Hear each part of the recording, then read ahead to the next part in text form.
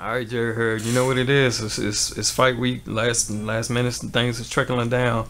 You had a full camp. How's everything feeling to you? How's everything feeling? Everything feels good, man. I'm on weight right now. It's a couple days, 5 days out, and camp's been going good. Everything's on schedule. Tell me about it was said that you brought this a fight about. This is an opponent that you wanted. How did that go about? You talking to Al, and why name this opponent, and why him right now?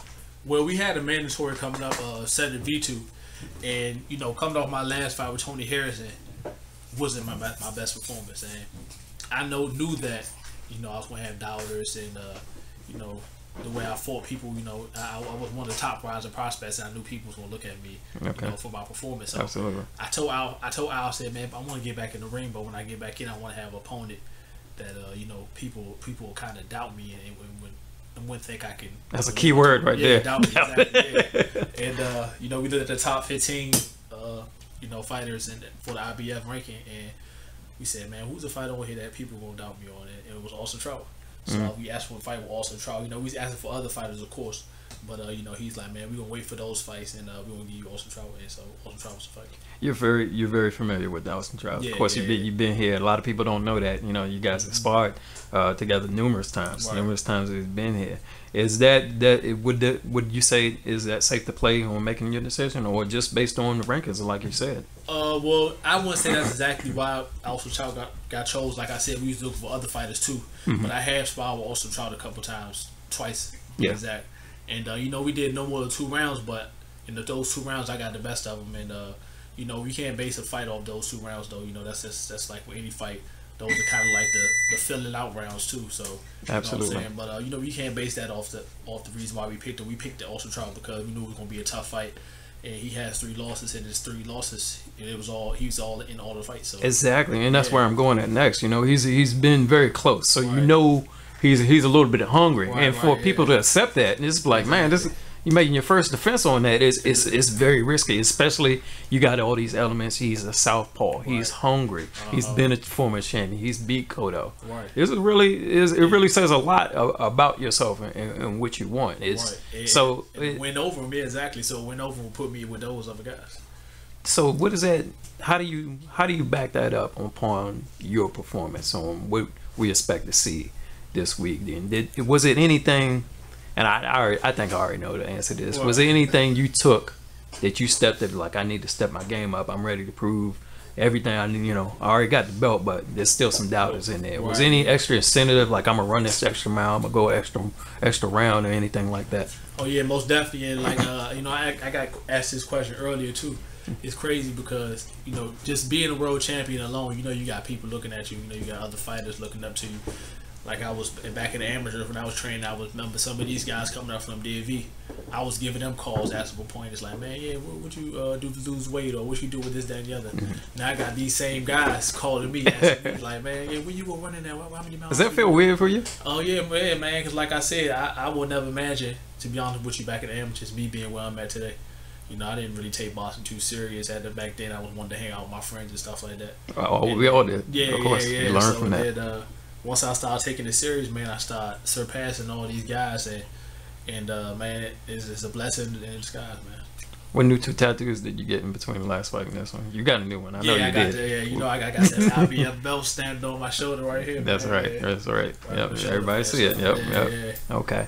Now, what did you learn about yourself this camp? I always ask people, did you learn about something mentally and physically about bringing yourself together? Do you see yourself learning a little bit more as you go? Is there anything you want to put out there? Yeah. I learned that my foot wasn't the best. I feel if fighting the southpaw, your lead left foot for me, and for the lead right foot for a southpaw, that's the most important element in the fight, because you got to worry about the position of it.